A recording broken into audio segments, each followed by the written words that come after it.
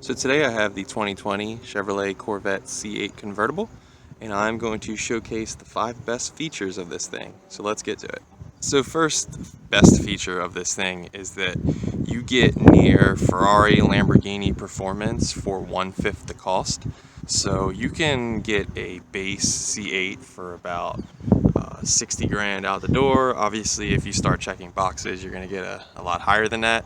This one, the sticker price is at 70 with the options that it has, but it gets right under 500 horsepower, a little bit more under 500 torque. The actual numbers are 495 horsepower and 470 torque, foot-pounds of torque, obviously.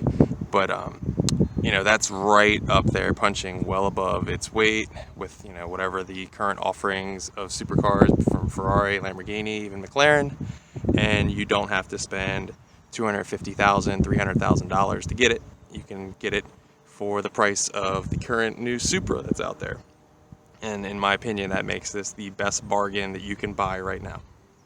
Sticking with those punching above its weight in the supercar class, the best thing about this thing is it looks exactly like a supercar. You have, you know, these aggressive styling, you have air intakes on the side to cool the engine. I mean, I'm pretty sure driving around town this has been mistaken as a Ferrari 458 all week.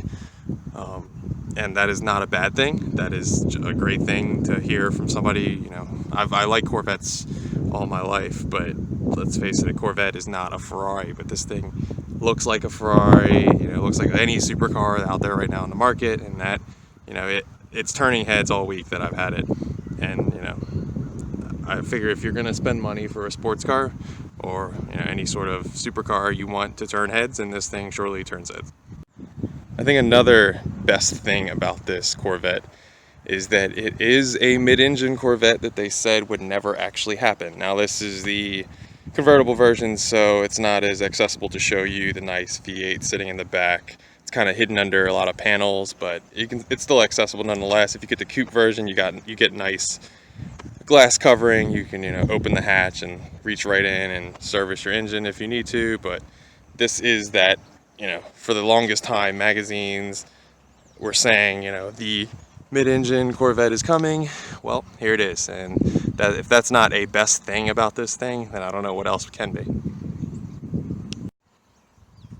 So my next best thing, following with all the supercar looks and the supercar styling, is just how this thing sounds. So this thing has the upgraded performance exhaust, which only makes it better. And I'm going to insert a clip right here of me revving it.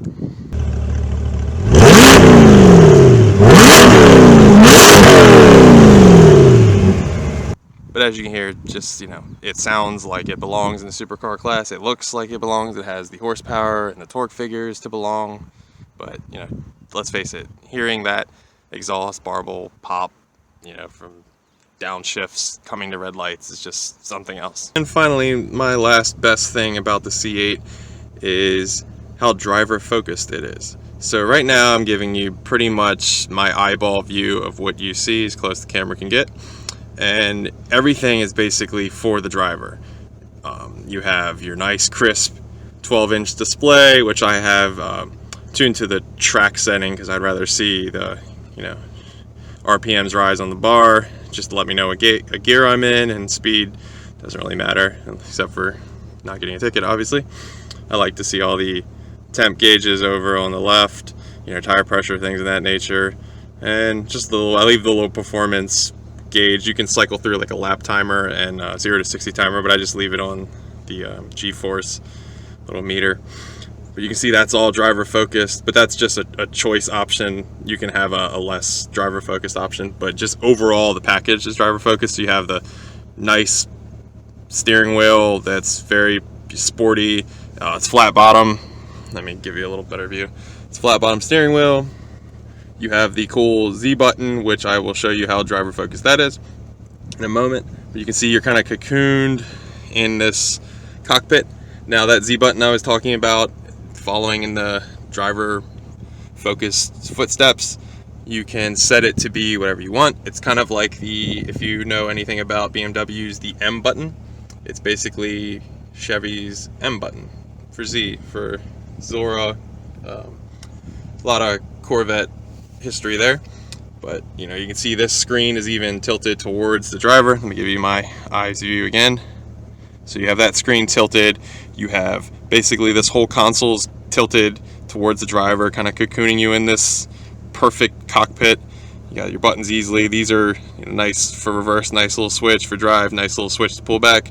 You have the drive mode selector, just right here for the driver, traction control button easily to access, and even all of the HVAC buttons, which depending on who you talk to, they either hate or love it. I actually do like it, but it's tilted towards you, and then the passenger, you know, they're just along for the ride. There's nothing that, it's really hard for a passenger to access your screen. It's all driver focused, and I really like that. If you have a passenger, they're there to enjoy this ride with you. They don't need to mess with anything, and people who hate people messing with their radios, they'll really like this car. But being driver focused is definitely one of the best things about the C8. So there were my 5 best things about the C8. If there was something you really felt I should have mentioned, let me know in the comments below, and I'd love to chat about it with you. Thanks for watching.